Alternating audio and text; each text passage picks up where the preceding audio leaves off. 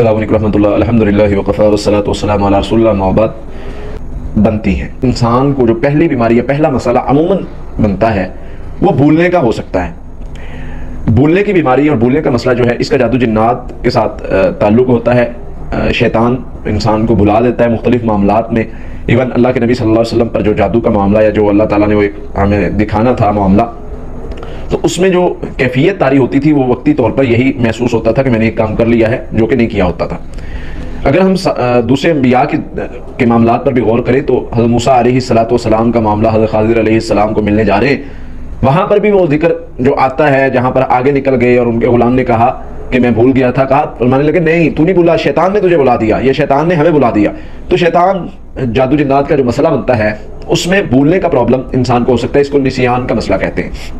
اس کے لیے حل کے حوالے سے بھی میں انشاءاللہ آگے چل کے ذکر کروں گا۔ پھر اسی طرح جو بیماری بنتی ہے وہ انسان کو معدے کا مسئلہ عموماً دیکھنے میں آیا ہے کہ جس بندے کو جادو کا مسئلہ ہوتا ہے اس کو سٹمک پرابلم جو ہے وہ ہونا شروع ہو جاتی ہے۔ ہمارے ہاں زیادہ تر سٹمک کے مریض ہیں، تو ہر بندہ یہ نہ سمجھ لے کہ مجھ پر جادو ہے،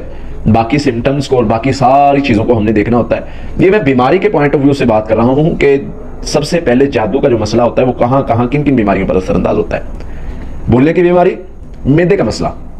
اس کو سٹمک پرابلم نہیں انسان کا ہوتا۔ پھر تیسرے نمبر پہ جو یعنی اس طرح کے معاملات میں جو بیماری سب سے زیادہ ہوتی ہے، دماغ کا مسئلہ، یعنی کوئی بھی دماغی بیماری بن سکتی ہے۔ اس میں شیزوفرینیا ہے، ہسٹیریا ہے، ایپلیپسی ہے، اس طرح کی بیماریوں کا تعلق بھی ہو سکتا ہے، کیونکہ شیطان جسم میں گردش کرتا ہے تو وہ بلڈ کی سرکولیشن کو اپ ڈاؤن کر کے کوئی بھی کسی طرح کی بیماری بھی لگا سکتا ہے۔ اللہ کے نبی صلی اللہ علیہ وسلم نے وہ صحابی کا واقعہ، جو صحابی گئے ایک سفر پہ اور وہاں پر دیکھا ایک بندے کو زنجیروں کے ساتھ باندھا ہوا ہے، جب انہوں نے اس پر دم کیا سورہ فاتحہ کا، وہ بندہ ٹھیک ہو گیا۔ تو پتہ یہ چلتا ہے کہ دماغی بیماری کا اگر علاج چاہتے ہو یا اس قسم کی جو نفسیاتی بیماری ہے اس کا علاج، ایک تو اس کو مسئلہ روحانی تھا کیونکہ وہ ٹھیک ہوا، دوسرے نمبر پہ سورہ فاتحہ اس کا علاج ہے، سورہ فاتحہ سے اس کا علاج کیا جا سکتا ہے۔ پھر اسی طرح اگر بندے کو یعنی